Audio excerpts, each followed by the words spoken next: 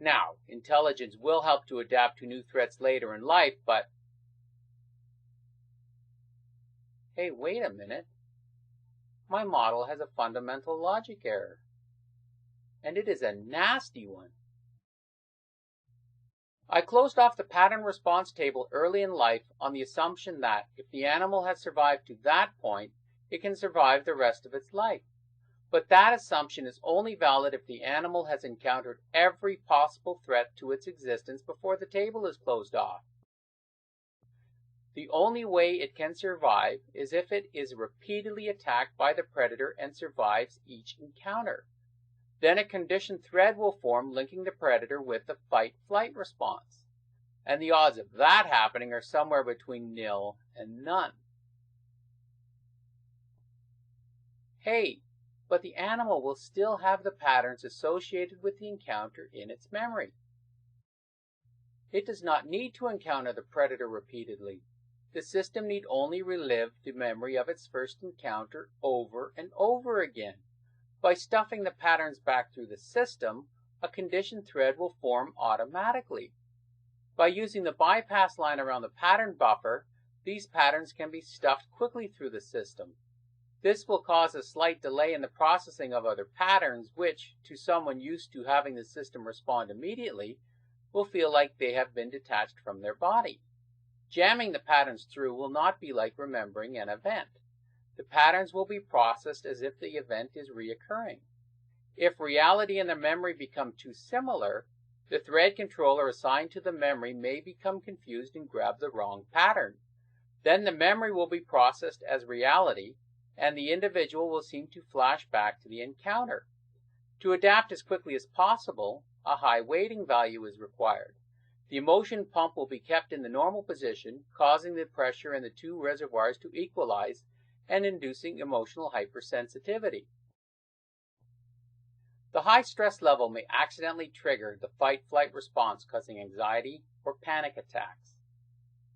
Since the assumption made is that there is an unknown threat around, the animal is in extreme danger until the conditioning process has been completed. To ensure its safety, the animal must check its senses carefully to ensure the unknown threat does not return.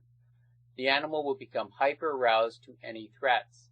Sleep would leave the animal at risk, so it must be minimized. Since the animal is living two lives, both the current reality and the memory, at the same time, the system may become clogged, and some elements may have to be shut down.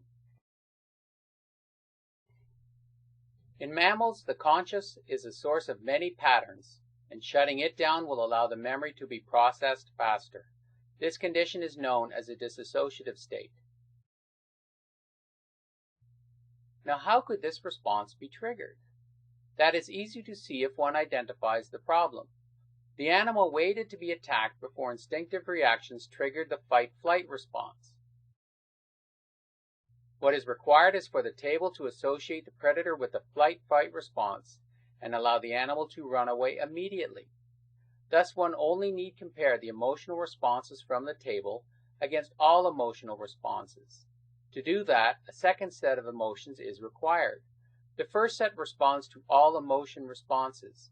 The second one will only respond to emotion responses that do not have a null pattern.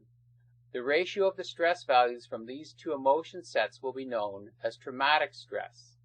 If the ratio becomes too large, then there is something wrong with the pattern response table, and a new conditioned thread is required to solve the problem. Over time, as the conditioned thread forms, the stress level will decrease. Thus, stress can be used as the timer to control the duration of the process. For animals that have not evolved the dream machine into the conscious, this procedure will be fairly benign. But for animals with a highly developed conscious, this procedure would be rather disconcerting, since the conscious acts as a stress amplifier. Rather than have the stress level slowly decrease, the constant reliving of the event would cause the stress to increase. In this case, the procedure would never stop. It would even be possible for the conscious to amplify the stress level long after the event and trigger this response. Anyone experiencing this would need to understand that this is a normal healthy response in the brain designed to protect the body from predators. Unfortunately, the amplifying effect of the conscious in the human brain requires very little to induce insanity. All it takes is for a person to be left alone for a while, be it in a cell or out in the wilderness, and insanity will set in. Having a traumatic event replay endlessly is a recipe for insanity. To deal with such a response, it is important to keep the brain busy with long-term, low-intensity exercise. I guess you could try to reinvent the wheel, but why bother? Just use the mental and physical exercises in yoga. Or you could find Jesus and lay your concerns at his feet, thereby allowing the process to complete its cycle. Or you could write about the event and focus your conscious on that effort. The option chosen would be whatever works for the individual. What would be completely useless would be a one-on-one sit-down with a psychiatrist because there was nothing wrong with the individual. After all, the soldier who does not want to go to war is not the one who is crazy. Now, group sessions where individuals are taught to express their problems would be all right. A psychiatrist could help with that by teaching the members of the group how to interact. And with that, I have identified what post-traumatic stress disorder is. But if this is PTSD, then what is combat stress disorder? Well, what is the difference between a broken arm and a fractured limb? They are the same. In the same sense, combat stress disorder is PTSD except for one important difference. The sufferer has a better story to tell. It is important to understand that animals endure the stress of combat every single day of their lives without mental problems. Humans suffer from PTSD and combat stress disorder as a result of the crippler that evolved into our brains in an attempt to establish our balance point within the natural world.